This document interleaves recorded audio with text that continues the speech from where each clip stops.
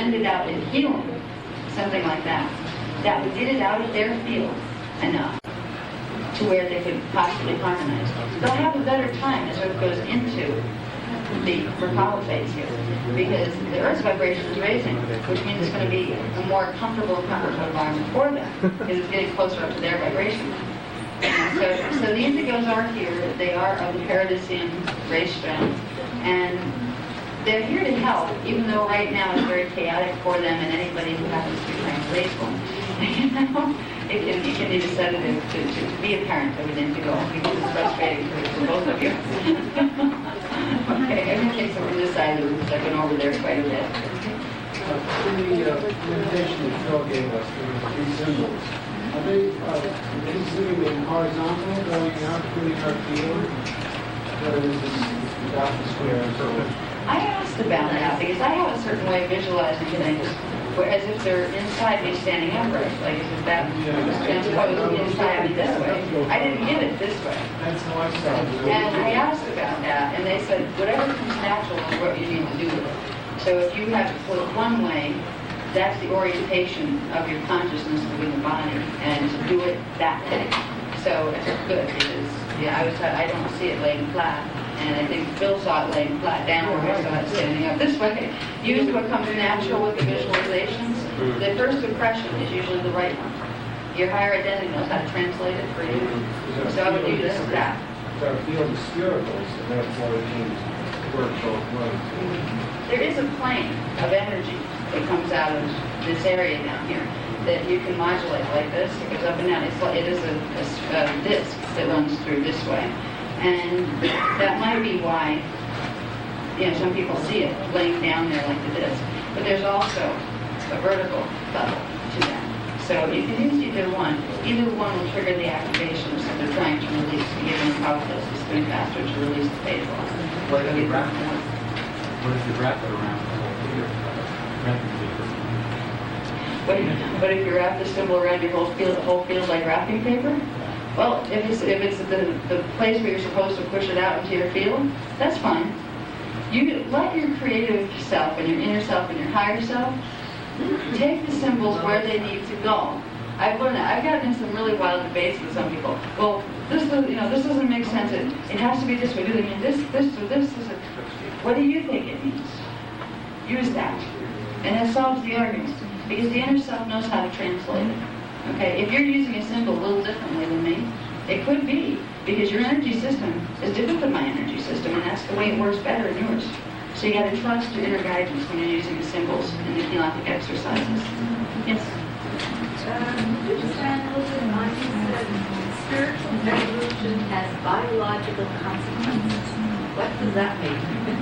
So is it bad? It's a good one. Spiritual evolution has biological consequences. What it means is, as we integrate, now spiritual evolution, what is it? It's pulling in the group bodies. This has biological consequences because as we progressively do that, higher DNA strands activate. And as higher DNA strands activate, our matter particle body becomes less and less dense until it's no longer in this harmonic universe and it's in the next one. So the biological consequences of spiritual evolution is the transmutation of cellular form that comes from integration of the higher identity. Does that answer your question? So if you continue that, you will no longer be here unless you take your body with you. You won't be visible. You won't be visible. Well, if you went into full part-4 phase, you would be able to. There's an interesting thing about part-4 phase and hollow phase Merkaba. If you build your light body by integrating your Huva bodies, you will enter Merkaba. If you enter the hollow phase Merkaba, it creates a condition of the form constant, which is the you inside it, by locating one here and one in the future time fields of Tara. When you're able to enter Quadra, that tri-pyramidal shape, where you have 3 pyramids of energy locked together, that's when you disappear from harmonic universe 1 and turn totally into light and reappear in harmonic universe 2. So it's not just a process of just simply raise my vibration and pop up someplace else. There's a lot of mechanics involved with it, But the biological consequences of the whole thing are your cells will transmutate. You will move from a carbon-based biology into a silica-based biology, with a step in between in harmonic 2, a carbon-silica-based biology. And that would be that less dense form that I mentioned before. Is that?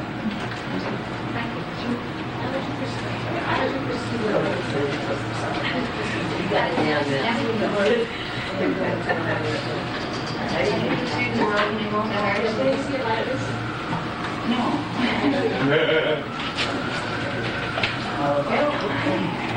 Depends on how high you go compared to whatever the world is. Because if you hit a certain point, when you raise your vibrations that are so far below you are no longer perceived at all, so you perceive darkness.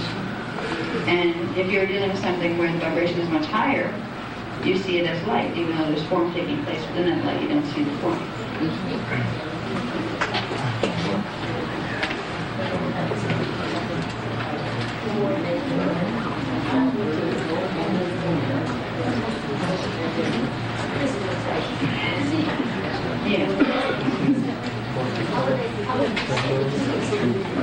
From a higher, the ones from a higher harmonic?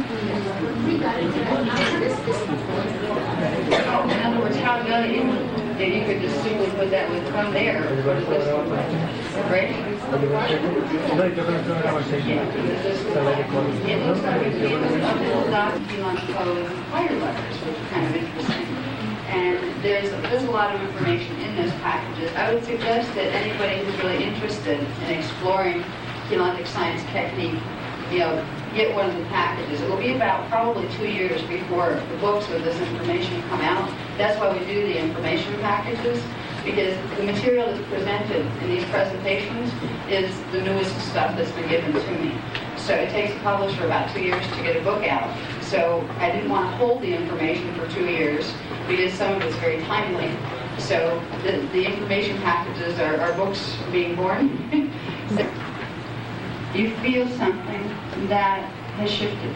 I would like to give you something, but I need to be able to understand what you need. Now, I think I'm going to try to solve that dilemma for myself by just taking a little bit question-answer period and ask you a question. In response to the information that I have provided for you,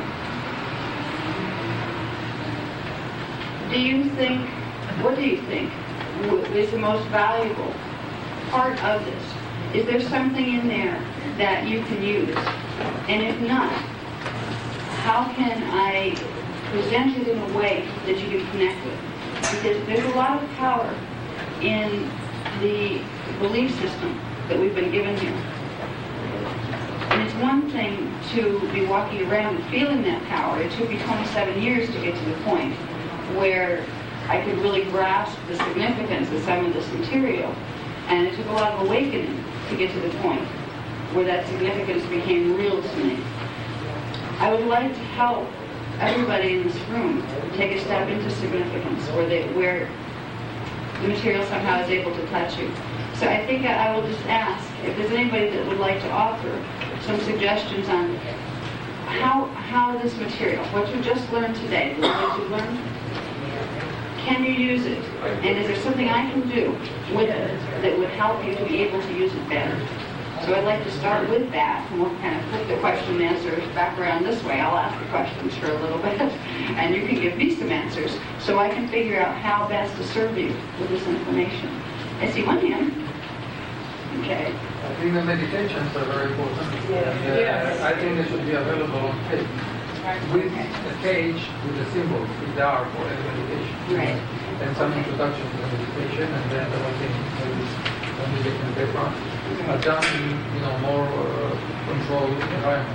Yes. So no sound or extraneous sound that's clean. Yes, I agree with that very much. From the beginning, from all the steps, Right. where they begin to. Great. versions, so I think we should address them. We're in the process of putting together a cassette tape program that will have some written material with it that can be offered. Because a lot of this material is very powerful stuff. If you can take it home and do it where you're not distracted. And group settings, particularly when there's, hooting and hollering going on in the next room, it's a little distracting to focus, and it requires focus.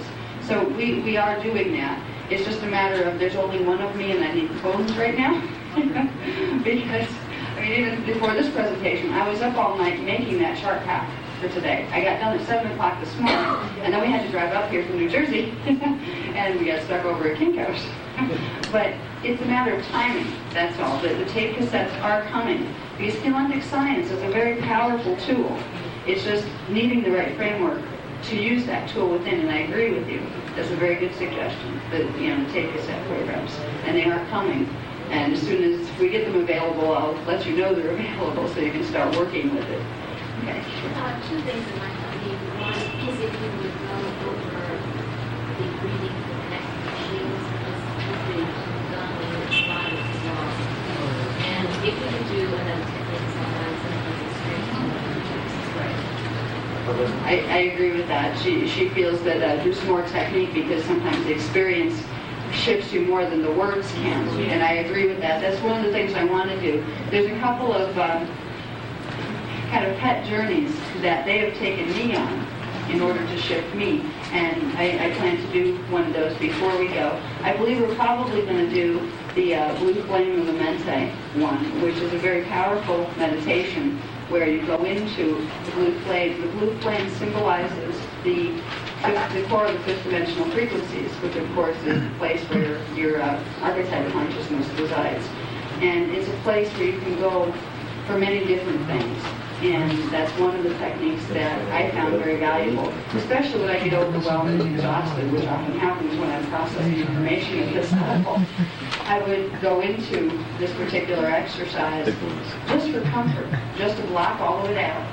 And no matter where you work or what your job is, everybody gets that feeling sometimes, where you just want to go in and block it all out and make it all go away. And I have found that the blue flame technique is very, very useful for that. So before I release that, I would like to share that with you and try to take you on a journey into the blue flame with me. And I believe Enoch is going to help me with this one. So where we might end up with that, who knows? They do this with me sometimes, or spontaneously we will, they will be taken on the course of higher evolution with their agendas in relation to what the group needs. Okay, let's see. I tend to be a type of person who needs clarity in definition. And these are words that start off with very complicated. I've never heard it before. So, I still don't know what morphogenetic means. And I know when you go into your experiences with all of this, you're explaining it in an elongated way. But if you could give me a short, stop, abbreviated glossary, glossary on these terms, and I agree that the elongated versions of the books and so forth, I will already know what it is. I agree. When we were putting the book together, in fact, this was another one of those horrid crash course deadline things. I was doing drafts a day and a half before the whole package was being sent to the printer because the publisher had my drafts messed up all over the place. So it was a time factor. It seems like since I've gotten involved with producing the Guardian material for a public release, I have not quite yet caught up with myself. I'm constantly running to catch me so I can just stand still for a few minutes. So the glossary is needed in the book, and I wanted to put, we're even thinking about doing a separate, smaller book, a dictionary of terms, because there's so many terms offered in this material. And I would do that with them. When they give me these new words, I'm like, what is that? And they would give me a definition. So there are definitions for these words that make sense, but I agree that would be very useful. A morphogenetic field, by the way, the easiest way to understand it is a blueprint or a template. And it's made out of crystalline units of energy. So it's a crystal body. That's the one hurt. Maybe you can give that away. Give that away for your students to their That would be wonderful if I had somebody that would care enough to do that. I have 10 more books that I'm commissioned to do.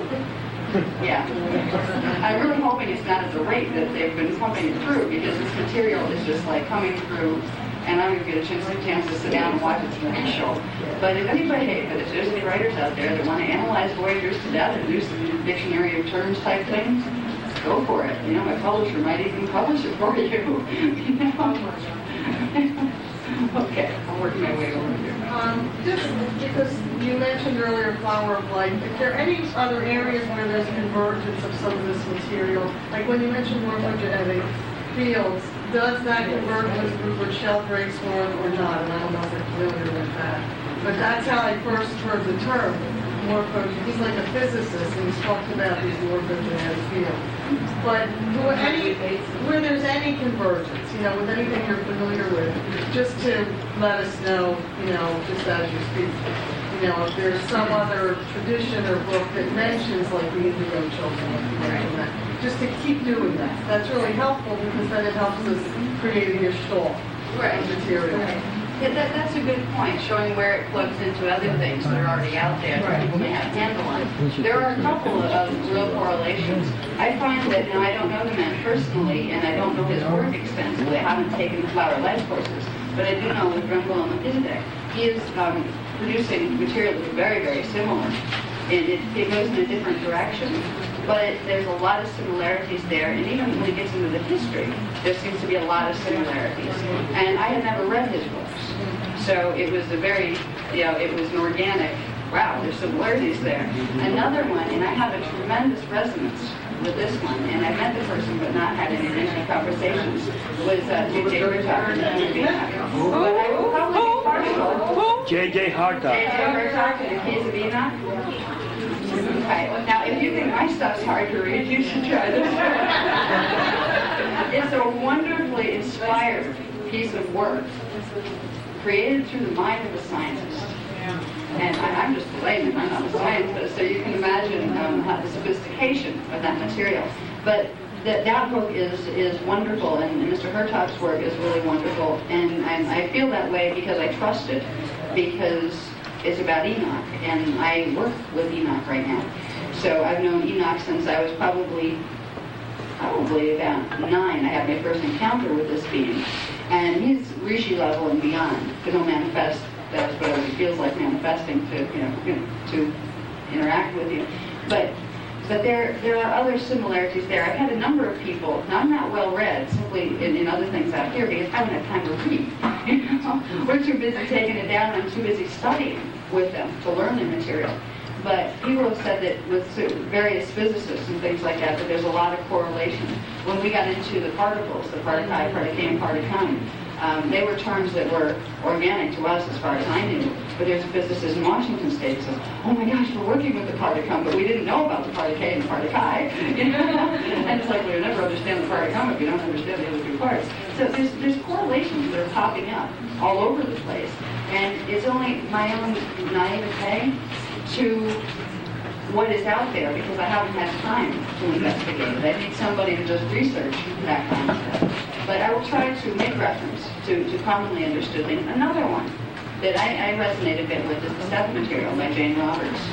There are a lot of concepts that have been presented in that material that jive very well with what's being presented, in Voyagers. So I think there's a lot of correlations. Even I think Alice Bailey's books plug into it. I think they all plug into it, really.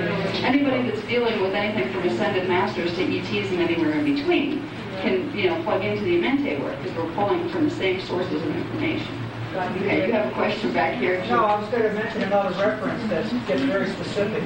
There's a man named Stan Tenen, who's a physicist, and he has a thing called the Mayru Foundation, and he goes into the fire letters that you talk about. Right. And in fact, Drumble Melchizedek even refers to him as a forerunner to what he was doing. So, if you want to, he has some videotapes that go into detail on the origin of the Hebrew letters, all kinds of things like that. Stan Tenen. Right, Stan Tenen. We had Stan Tenen here last June. We're going to get him back. Yeah, he's a great guy. Yeah. The Kabbalah, remember. Oh yeah, Just remember. Plus 2 spheres added. They correspond to the 2 strands of DNA that were on the plug. from the races during the time when that was. Just remember the original teachings So, of... big correlation. Yeah. Oh, yeah. Raphael, the original teachings of divine science, the book was called the Dora Torah. Dora for Torah for the Taurian incarnate identity in Harmonic Universe 1, Dora for the soul identity. The book, the legendary book of divine science was called the Dora Torah. All we got was the Torah. That's another lecture. Yeah. Woo! That's the truth.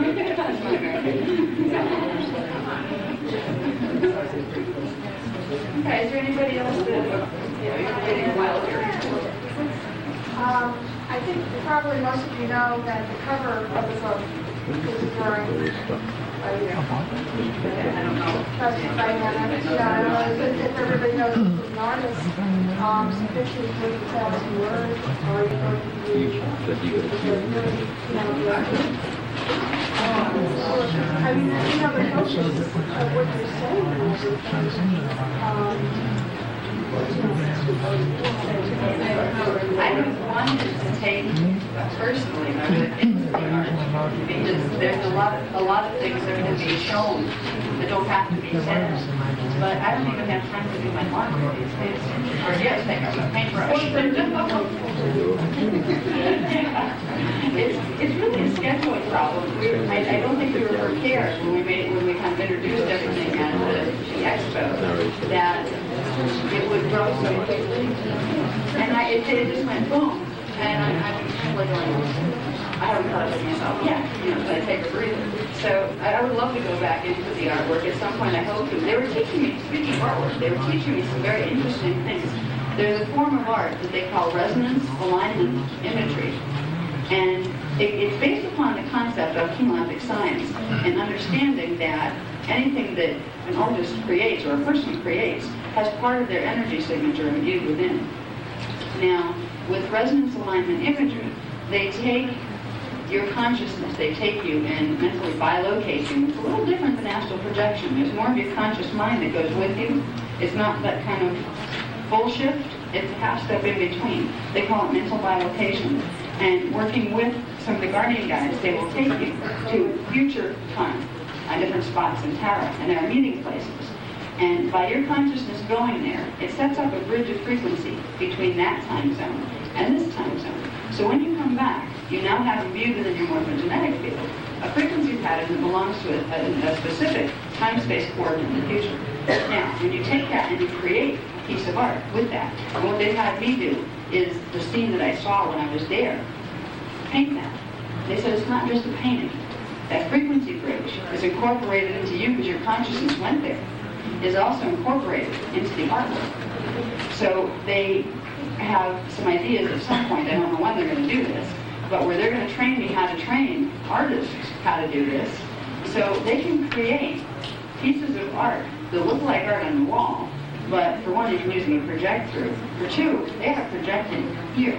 What they are doing is serving as like a wormhole through which the energy from that future space-time can move into here. And through this, by linking the future with our present, they can guide those shields into proper merger, so we end up in the right probable future rather than the one that we don't want to see. So there's some very interesting techniques that they're moving into that I just haven't had time to process. I've done a few of those, the resonance alignment imagery. The book cover is one of them. That was done following an experience I had with the blue flame. When I went into the blue flame through one of my DNA level activations when my 9th strand was actually activated. And they moved me through the 5th dimensional frequencies and up the scale. And the part I remembered most was the blue flame. I felt like my body got sucked out of this body, and I was more awake and aware in that body than I ever had been in here. And I was surrounded by this living blue flame that was conscious. It was an entity, a being. And I could talk to it, and it would give me answers. And it was a space, it was like a feeling of being in prison for 1,000,000 years, and all of a sudden somebody opens the door. And you step out, and you find a beautiful world with wonderful sunsets and oceans and green grass, and it's just like, wow. That's the feeling when you start to move into your higher identity. Now, that really symbolizes integrating the archetype, because the frequency patterns for D5 go in the blue spectrum. They have the whole spectrum of color, but the primary dominant, what they call a capstone color, would be blue, that particular kind of electric blue that's in there. So the artwork can be a powerful tool. Those little books kind of like radiate energy at you. and they said when it's reprinted, it won't come through unless the creator of it, or someone who has permission to do so, reactivates it in the pattern. It's something that's held in the original, because that is what the creator had touched and had put his energy into, and it will only reproduce if it's told. So maybe in 5 years we'll be giving some really strange genetic science art classes. Yeah. Okay. 2 questions. Are you going to ask us about our rishis ever? And the other one is, I was extremely interested in what you had to say at our last workshop about the word and how important the word is, which corresponds and correlates beautifully with what you just said about painting and colors and resonance. And I've had the experience myself of, I guess you could call it spontaneous combustion. That's a joke, but with reading your books, it just seems as though I've been shot up into the universe. I think it's a lot of the words, and because I respond very deeply to what's being written. But I also believe, as you have stated, that a single word that is felt and understood for what it really means is extremely powerful, or 3 words, whatever. Would you like to comment about that too? It's probably something I would like to comment on, as far as the words in those books. The words are one thing, and the frequencies within them and behind them are another. The Mente book is a 5th dimensional transmission. It has encoded within sound tones the wording of the language that's used. Frequency is at the 5th dimensional level. That will trigger aspects of your 5th DNA strand. So you can start bringing in your 5th dimensional consciousness, which is the archetype. So the words, in this case, it's not just the words that are important, but the way they're combined creates activations of awareness and DNA through the reading of it. So it's kind of like it looks like a book on the outside, but it's really a frequency amplifier in the form of a book, that kind of thing. As far as commenting on asking people about the rishis, that was kind of more, I don't know who was here and who wasn't for those groups, so I didn't want to bring that into a group, into a mixed group of people who have no idea what that means. And I didn't also want to put people who were part of the Meet Your Rishi experience, I didn't want to put them on the spot and embarrass them in front of other people who might think that's silly or something. You know what I mean? So I just haven't addressed it for that reason. It was more of a smaller group of people You that can was do it done. on a volunteer basis, so you might hear some very interesting things. Okay. How many people were in part of the workshop where we did the Meet Your Rishi thing? Oh, quite a few. Okay. Has anybody had any type of interesting experiences yet with the presence of the Rishi? Yeah.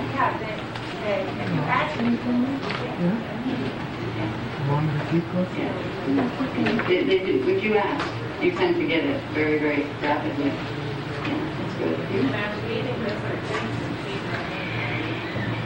Are you really? Somebody else said you had that happen. The name keeps popping up all over the place. I never even heard it before this, Oh, that's funny. It's letting you know it's there. Hello, I'm here again. Yeah. They call that a waking dream, where on the higher levels the symbology is projected out here, where you run into it and go, that's a little strange, because you know that it's a message from a higher level. Yeah. Yeah, that's cute. Well, since it's getting late, I would like to do the blue flame and... Okay, we can do that now. I wasn't at any of the other workshops. Is the Rishi, is that a group guide? Oh, sure. Okay. Yeah, so just brought up. Yeah. Okay, when we got into the diagrams of the Huba bodies and the levels of higher dimensional identity that corresponded to those Huba bodies, there was the Rishi level of identity that corresponds to harmonic 5. Rishi are beings, some of them are connected to us, some are from other families of consciousness, that are in the 13th, 14th, and 15th dimensional levels. And they are in the form of waveform. That is what they really look like. Now, when they manifest to us, they tend to look like these quite tall light beings with slightly elongated heads. And they emanate light so strongly that you can hardly see the details. And so the Rishi are presences, and they're very real. Now, we spontaneously went into a Meet Your Rishi section in one of the workshops because Enoch whispered in my ear and said, let's do this. You know, and I said, oh, okay. So we were connected with a Rishi that would serve to hang around with our energy and communicate with us and try to help us open the lines of communication. So the Rishis are the higher dimensionals they're meta-terrestrial. They're not ultra-terrestrial, which would be in the energy matrix. They're still in the time matrix, but they're meta-terrestrial, the highest meta-terrestrial level. And they are helping, evolution of all sorts of beings in different star systems. What we can do in the blue flame meditation is we can pull that into, we've done this before in the private groups, we've gone into the blue flame and used that as a platform to meet the Rishi. So if there's anybody that wants to have an encounter with a Rishi, they're the Melchizedek Rishis that we work with. They're out of the Melchizedek Cloister family, and they're a family of consciousness. I work out of the Azurite Council of the Rock Confederacy, which is one of the Cloister families in Melchizedek.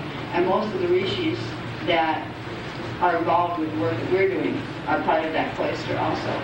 So we can go in, and when we go into this meditation, which is quite simple, and it's going to get taken in a direction that I won't know until we get out of it, thanks to Enoch. You simply end up inside of this blue flame, in the halls of Amentai.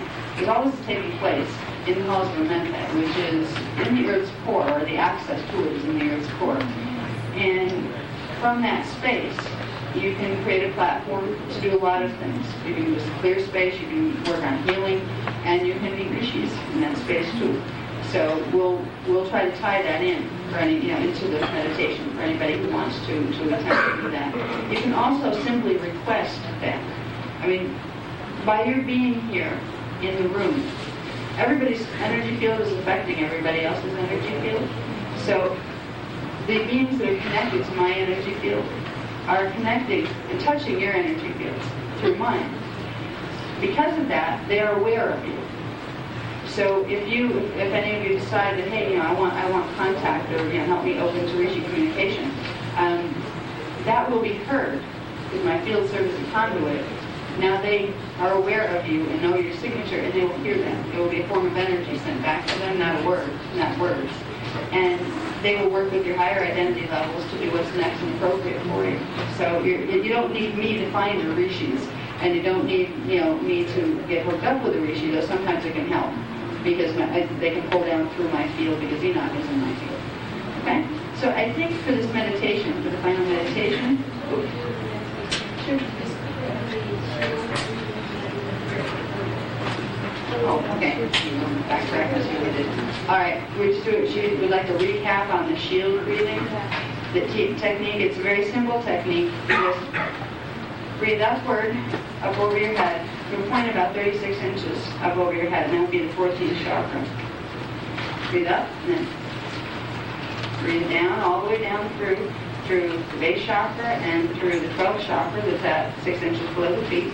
And keep breathing that exhale down until you hit earth core. You visualize hitting the earth core.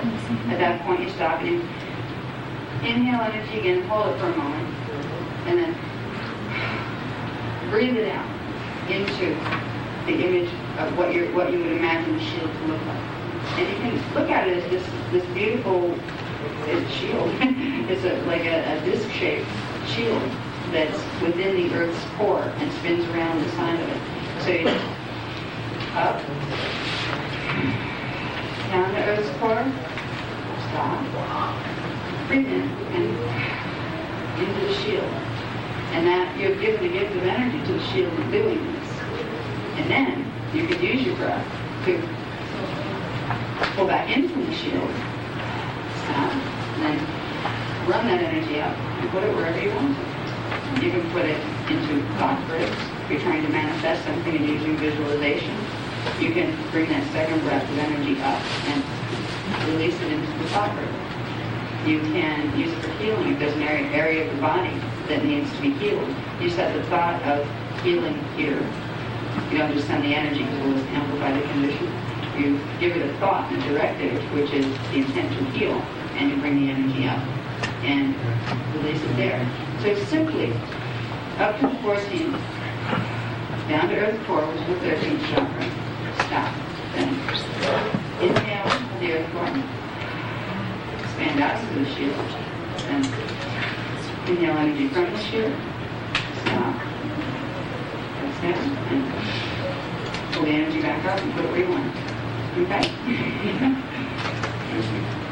Okay, are you ready to do the blue flame?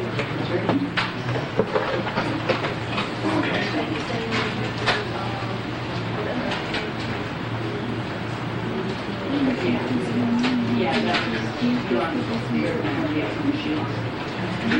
Yeah. Yeah. Up breath, down breath, stop. Stand out to the shield. Pull back in. Stop. Pull. And as you feel, get the hang of it when you play with it, we're just taking it naturally. And then operate in a natural we'll start to bring it on. We're going to start to work that way. More different. Ask the guardians to help you to make this connection. You're doing it with love in your heart because you're actually there. But it will be other and you will be helped to make the connection. And then it becomes automatic after a while. Okay, copy there's the lights and also in total darkness. There we go. Okay, one more. The sign is called a being a spiral, a double spiral, a ladder. How does that correlate? Or I guess the 12 strings as well. Okay, well, the double helix would be one strand. The ladders in between would be levels they haven't even gotten into analyzing yet, the corresponding chromosome makeup and all sorts of things like that. What they want us to understand, first of all, is that there are 12 strands that are most of them dormant in humans right now. And strands are double helix strands. One is electrical, primary electrical, one is primary magnetic. That's where you get a double helix. The strand that scientists have identified is part of the second and part of the third dimensional strand. They can only identify it with externalized experimentation and instrumentation what is within the perceptual range, the frequency range of that instrumentation. So they are unable to see the stacking of the higher dimensional spirals even when they are activated. But they will be able to, once those activations start to build up in the system, begin to see strange things like particles of light appearing in the brain on brain scans, and we'll be able to see strange chromosomal constructions happening that appear not to be human, like they're doing with the indigo children. They're having, their DNA looks different than ours. And they're human. They're more human.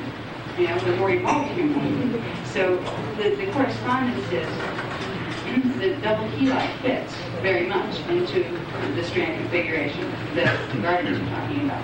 We just haven't got into analyzing the little ladders. And there are more strand levels that our scientists haven't been able to see because they don't have multidimensional ability right now. But the human instrument does. Humans can see that. We are the best mechanical instrument for seeing multidimensional frequency that exists on the planet. Okay? But now I'm going to go into the blue flame meditation. I'm going to sit down for this so I can relax too, because it always gets kind of neat if I can get into the really relaxed vibration that kind of goes out into the room and helps everybody kind of go together into other spaces.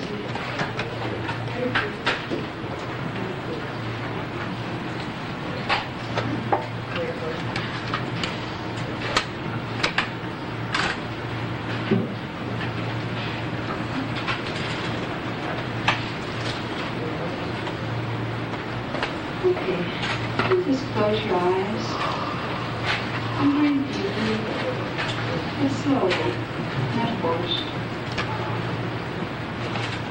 Just bring your consciousness this down a little bit in the focus it's at right now.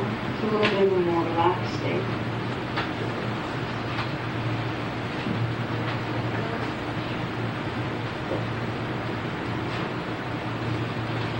Now in your mind's eye, think of a point of blue light and watch that blue light in your mind turn into a small standing wave pattern, a small blue flame.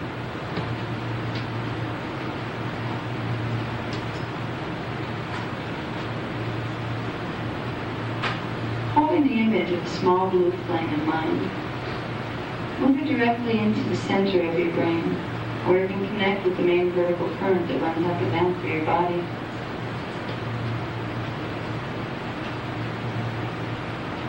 Now on an exhale breath, push the blue flame gently downward through the main vertical current of the body. Down and out of the body, the base chakra, and through the 12th chakra below the feet.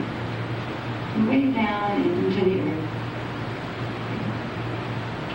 In moving this small flame of blue down into the earth, you are sending in a fifth dimensional access code that will allow you to enter the inner rooms of the halls of the mente.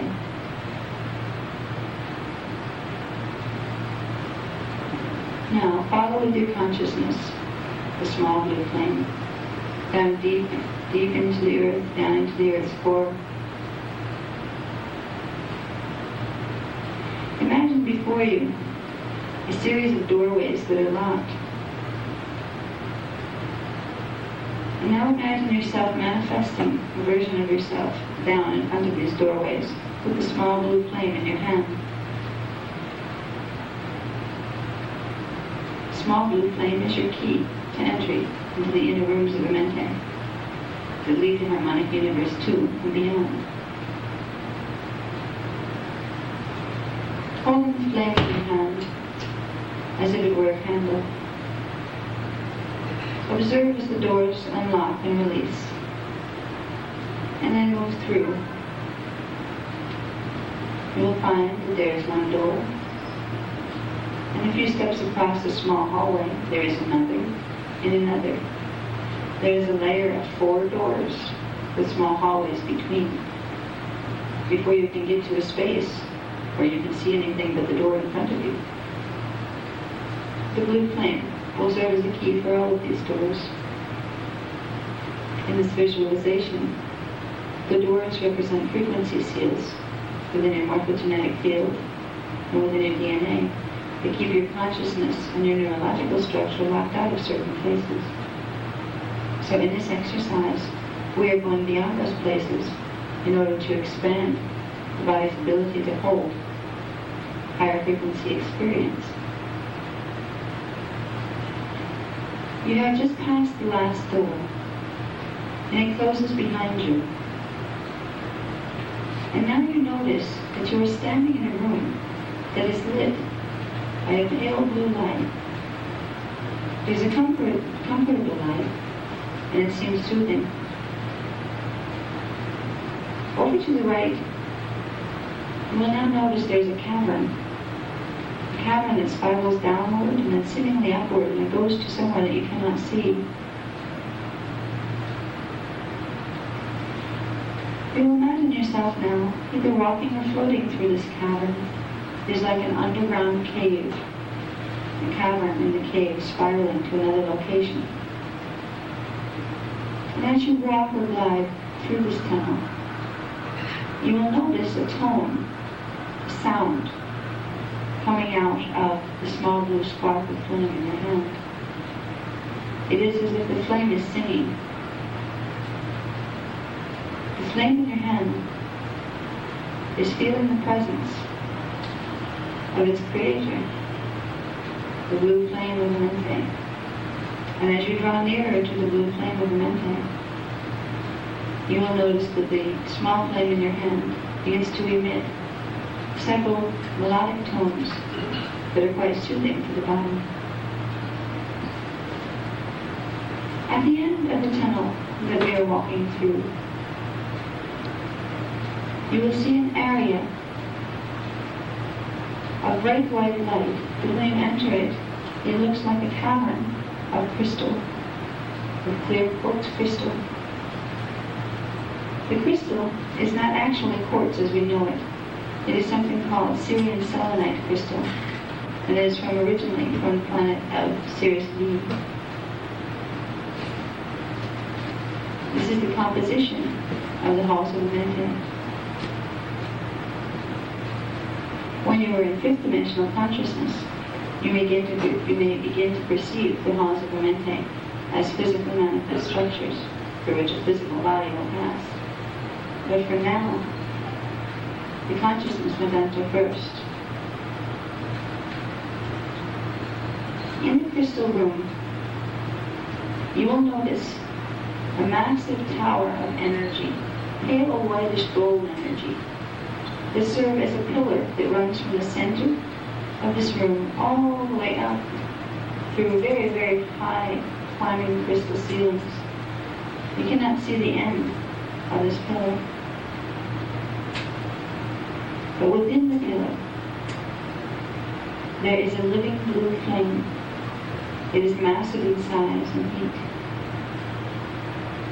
The heat of the blue flame is actually so hot that it feels cold, or cool to the touch. Now that you have found the passageway to the blue flame, imagine the image of the blue flame within the selenite crystal center room. Imagine that image moving into your heart chakra. And see it moving in until it becomes a reality picture there.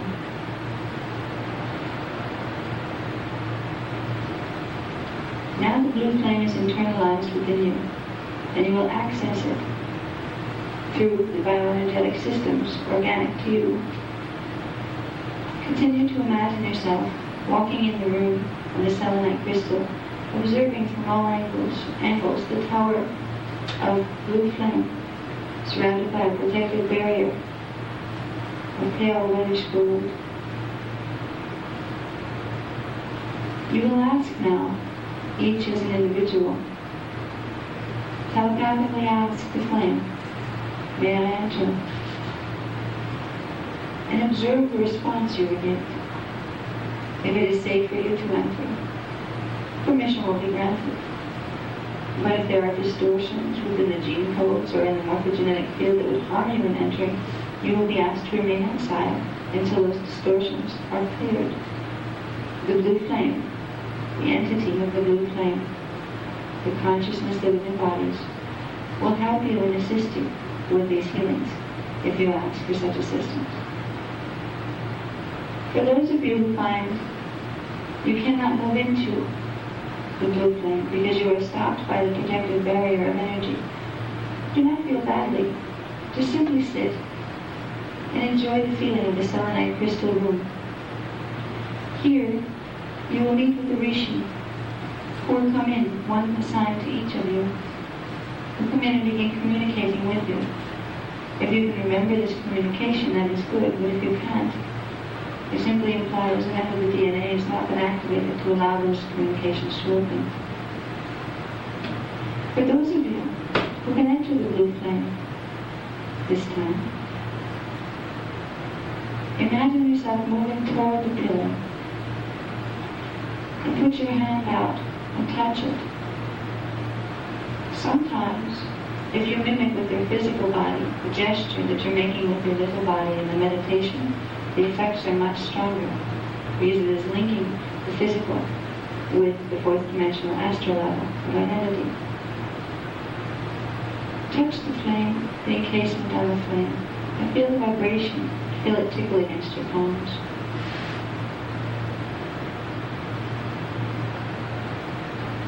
And then ask telepathically, as the entity of the flame, to open its shield. And upon asking, it will. Suddenly you will see that the white gold pillar of light protecting the blue flame pulls upward, and all that is left standing is a large blue flame of light, a standing wave pattern. You can feel the higher vibration of this energy as you near it. And now it is time to take a step and walk in. As you walk in to the center of the blue flame, you will enter your initiation into anchoring the archetype identity. For the entity of the blue flame is indeed that identity. You at the fifth dimensional level. Once you have entered the blue flame, sit down in your little body. Sit down and feel the energies that are swirling around you.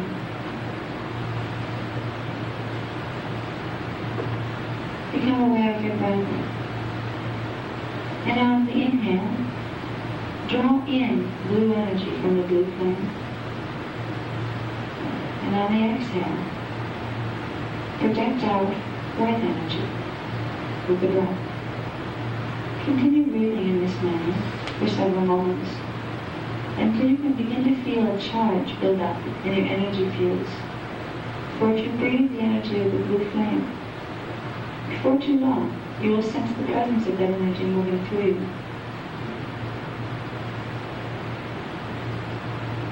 Now, while you are in the blue flame, think for a moment, if you could have unlimited power, unlimited love, unlimited joy, and there was one situation right now in your life that you would think of, that you would apply this to, hold that situation in mind for a moment, and you would then direct the healing powers of the blue flame into the area of your life in which those changes would be desired.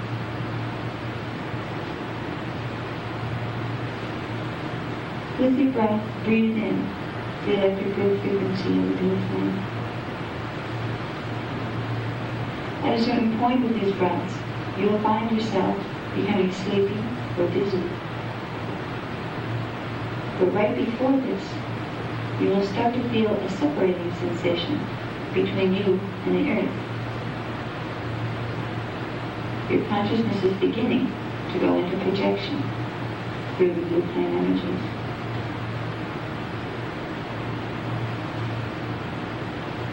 The blue flame is a sanctuary that each human is entitled to enter because it is part of their natural heritage. Feel the reality of yourself within the blue flame. And do this frequently during your days until you can really feel the feeling of that blue flame within your little body, surrounding your little body in the halls of the midday.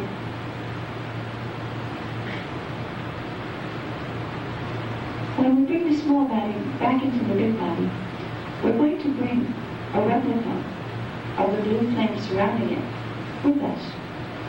And we're going to pull that replica upward and allow the blue flame to expand outside around us as if our physical body is sitting within the blue flame.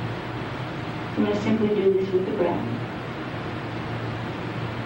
Imagine your small self stationed within the blue flame at the center of its core and also an midday. On the inhale, imagine the whole image of flame and person within it being moved upward. Breathe gently, but on each exhale, push out the energies of lower vibration that might exist within your body.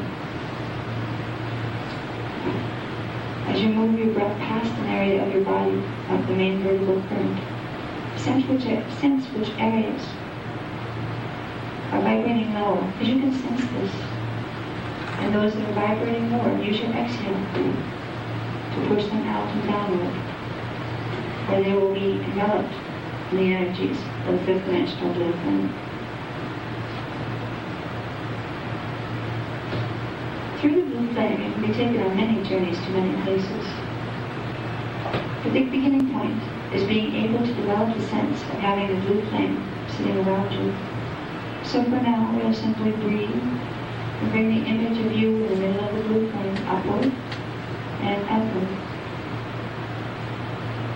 until you can feel the shape of the blue flame surrounding your body. You are now in the center as a physical being. You are at the center of the blue flame. Try to sense the feeling of this beautiful flame surrounding your body. Try to feel its energy. Thank its consciousness for allowing you to be in communion with the blue flame. And ask if there's anything that you can do for the blue flame. There usually is not, but the asking is appreciated. And to conclude this meditation, sense as strongly as you can the energies of the blue flame surrounding you in the body as you sit upon the chair. Try to connect with the sense of its consciousness, where it is conscious.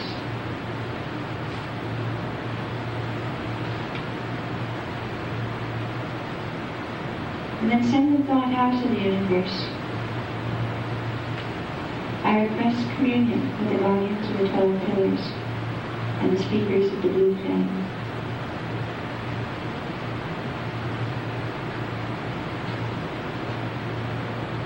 Ask permission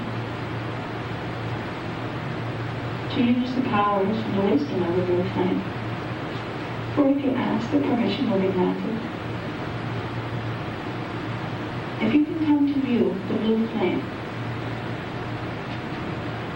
as an identity as well as an energy force, for it is your higher identity or a portion of it, you will be able to go into the space of the blue flame and find answers, and find healing, and find experiences, and find meetings with Rishi.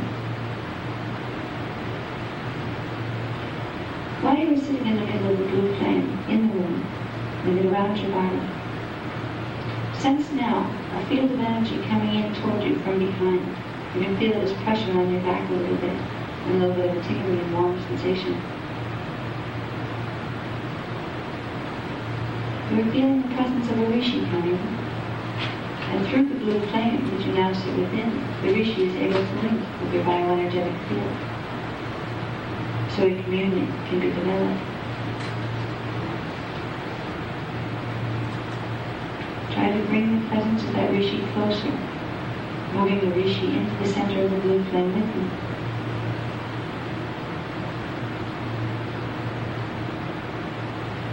Inhale gently, and then on the exhale, gently push the image of the blue flame around you, all the way back down into Earth's core. It'll be there for the next time you want to use it. And now, feel the energy behind you, the energy that is moving into your field, that is the energy of the Rishi. Ask the Rishi its name. Eventually it will give you one.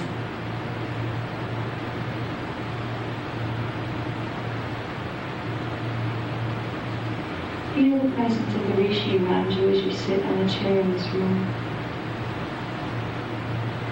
Imagine a tall being standing over you and protecting you, as if you were inside him as an energy field.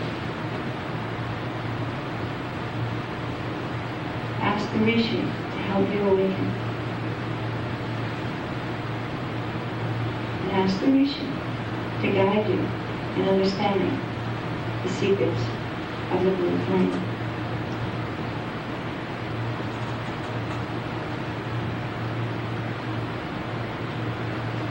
Bring your consciousness back into the room.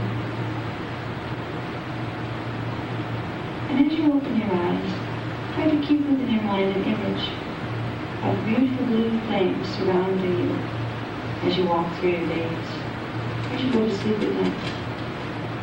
Try to create that flame as a very real phenomenon, for it is a phenomenon in energy. Through the creation of the images of the blue flame, in your navigable body down here, you will rapidly accelerate the process of integrating your soul matrix identical number 2.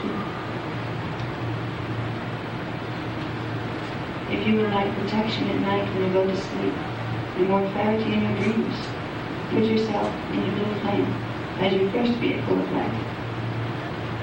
Let it be a transition phase for you before you learn to go into Merkaba.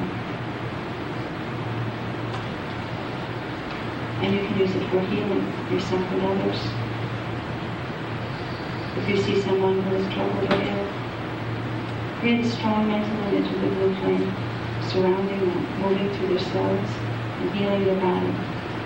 And if it is you, do the same for yourself. With these visualizations, you can move the frequencies of the blue flame through your cells to the point where you feel them buzzing and vibrating. What is happening is the alignment is taking place between the Nada Gula and the Alpha Gula bodies.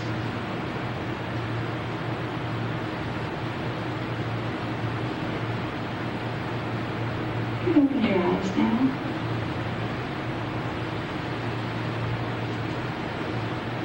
And try to recall if you felt any sensations during the blue flame meditation. And if you happen to wake up tonight or any night in the next 3 days, startled with energy vibrating through you that was so strong that it woke you up, and it looks like blue in color, don't let it scare you too much. It's the beginning of a blue wave infusion, which is the infusion of informational frequency into your body. And that is what happens when the soul identity, the alpha of the body, begins to merge with you here. When you visualize and work with the blue flame, you are rapidly assisting that process because you are creating that frequency pattern here. So those frequencies can plug into it. So I hope you enjoyed a little journey with the blue flame.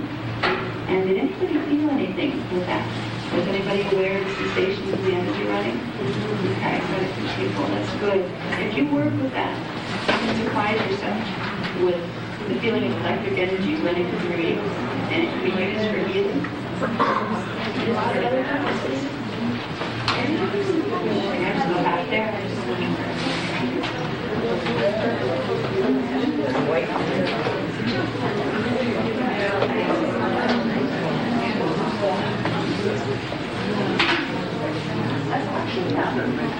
Oh, it's still going. Good.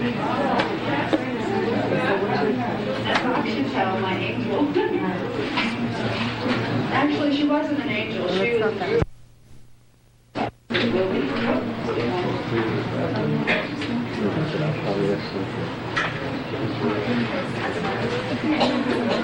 Well, part of joining the council of life is going to go into these states of what is mental bilocation. When we do these meditations, you're mentally bilocated. Your body's here, part of your mind's here, but the rest of your mind's gone.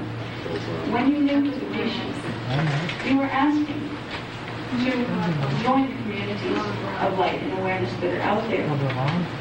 Now, there will be next year, well, not too long from now, probably after January 2000, I'm told that I'm going to be asked to offer Melchizedek ordinations to anyone who is interested in the Melchizedek program. Melchizedek is also referred to as a priesthood or a brotherhood, but it is much more than that, for it is not male gender based. It is a cloister family that works to serve the highest evolution of all. Now, the Melchizedek ordinations that are coming up for next year are a little different from the initiations. Initiations in Melchizedek, you are given the codes transmitted from a person who has the 12-strand codes. They are put into your morphogenetically. So you have the imprints for them. So as your natural strands activate, they will have something to activate. If you were born without strand 5 and it is not transmitted to you, you will not have strand 5 and you will not be able to fully ground your archetypes. So in the Melchizedek initiations, you are given the imprint. And what you choose to do with that is completely up to you and your higher identity. Now, with the ordinations, it's a little bit different. In the ordinations,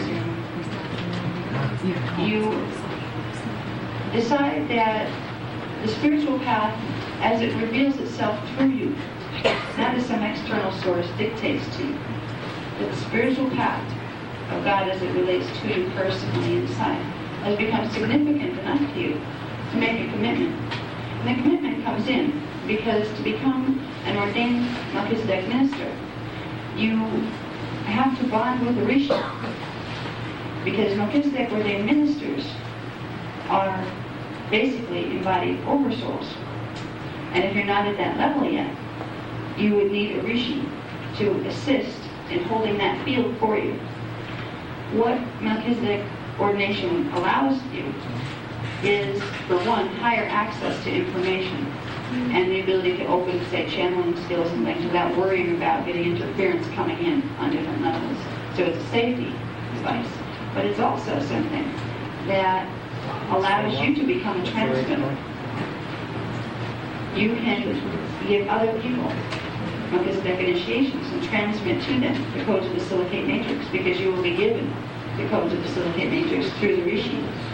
It also makes for a very intimate partnership where with the Rishi, you find that once the communication lines are open, you're never alone. I mean, they'll pretend they're not there if you want them to go away, but you know, they are there and they will work with you. The only difference with the initiation and the ordination is that once you are ordained and you agree to accept all of the frequencies and advantages those frequencies will bring of having a Rishi bound into your field, the human body can't tolerate having it ripped back off. So if you decide, I don't want to do this anymore, ignore it, fine. But don't make a fuss about it. Just let the Rishi be there, because they can't separate you. It will cause harm to your body. So that's why it's a step that requires, do I really want to do this? This isn't just a game. Because you will get so much energy built up in your field from that Rishi, that if that Rishi then leaves your field, you'll be worse than an indigo child with all the energy bouncing around and nowhere to go. And that's why they want that pointed out before the ordination. So it's something that we're going into next year. And I mean, I've done it. I did it a long time ago, and it's been a wonderful relationship. This is why I'm able to, I'm a Melchizedek consummate at this point, which is a couple levels above the ordained minister. And I don't regret my participation at all, but it's a personal thing. So that's some of the things we're going into. There's one more thing that I would like to talk about before we run out of time, and that's something called Transcendence Day. Okay?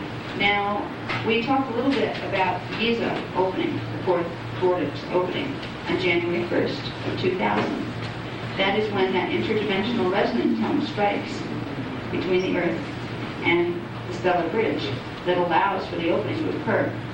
It's a very sensitive time for the Earth's shields, and there are certain attempts of Illuminati to sabotage these shields at this time to make it so the stellar bridge can't ground, which at this point would have disastrous effects, because it is going to try to ground.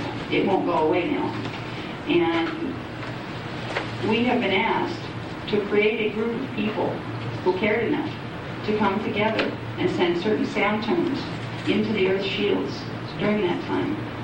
Phil and I are thinking about creating some kind of also a little protective thing there as the calendar changes over to the year 2000. We're hoping to be able to create a little, like maybe a retreat experience or something, where people can go into a shelter in a safe environment, someplace nice, hopefully not in the city, because just in case anything weird happens with Y2K, I don't think it will, but just in case, being in the city is the last place I want to be, because it would get weird because people get stressed out, and there's lots more people to throw energy around everywhere. So I don't know if anybody would be interested, but we are thinking of putting together a program. It could be anywhere from 2 to 4 days at some type of retreat center, where we would do some heavy-duty grid work and some tones. We would use something called the Auriculnare, which is the song of Orion's. It's very specific tones that, you want to do it? I don't know, do we have time left to do it? Yes.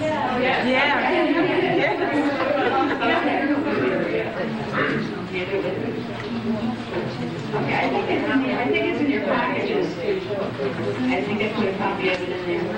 Like I said, if you didn't get a package, info packet, please sign the list outside. Yeah. Has the list out there. Yeah, And last I'll page. get it out to you right away.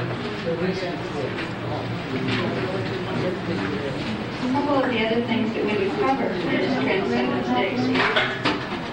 There's a lot of information that's been given to me on a lot of subjects, from the sublime to the ridiculous. Some of them are very practical. There are things from the origins of the Illuminati, who they are, where they came from, what that means to us, to ancient temples and practices of sacred sites. I mean, they've given me information on everything. There are ways of restoring the sacred to every aspect of our lives. There once was a time when we walked Tara in a state of grace, where we thought was prayer, because the reverence was something we lived. That was when we were Christ-conscious beings. We had bodies, but we had fully connected to our avatar of identity. Oh, yeah, we have that overhead. No, that was an exercise time. Anyway, this is a sound tone. There's actually 3 parts to this song, and we've only been doing the one part with groups just to get them used to it.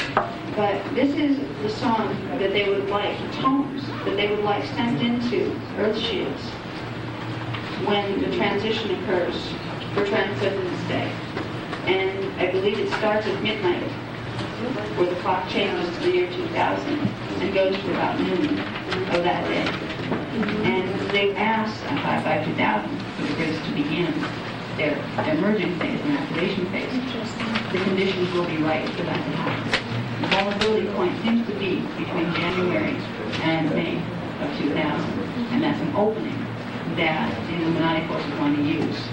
So we're being asked to help counteract that. So also, once we get into this, he's writing it down here. That's a lot to write about. We have 3 minutes before they're going to throw us out of here. I'm thinking real fast already. Actually, they used to start it slow and build it fast, and faster and faster it got. These incredible standing wave patterns would start to generate in the air in groups. Okay, that's probably going to be hard to read from back there. It's chart 19 and the coping skills handout. Yeah. It's also the last one in the research tonight that they can't know.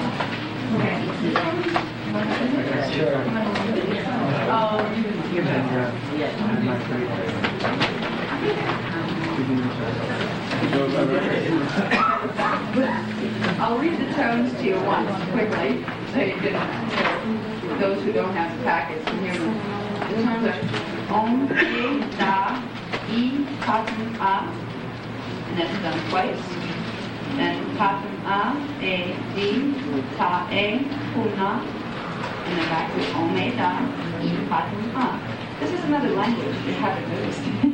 This was part of the languages, the ancient languages of Tara, part of the angelic languages.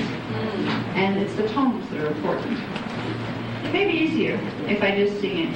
And those of you who have the papers, please try to sing it with me. And then those who don't have the papers will hear enough of it where you can do it.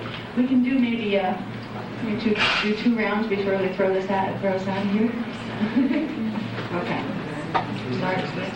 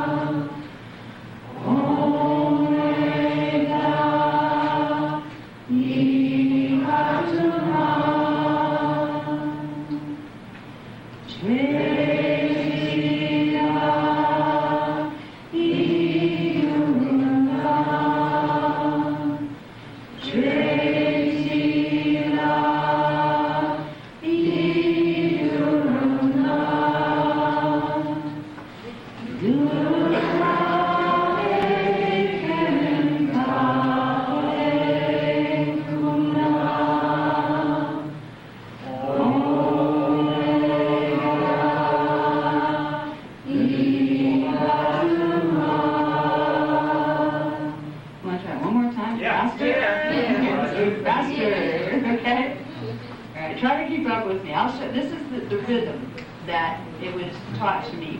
So see if we can keep up with it. We'll be all over the place, but that's okay. Hang on. Omega,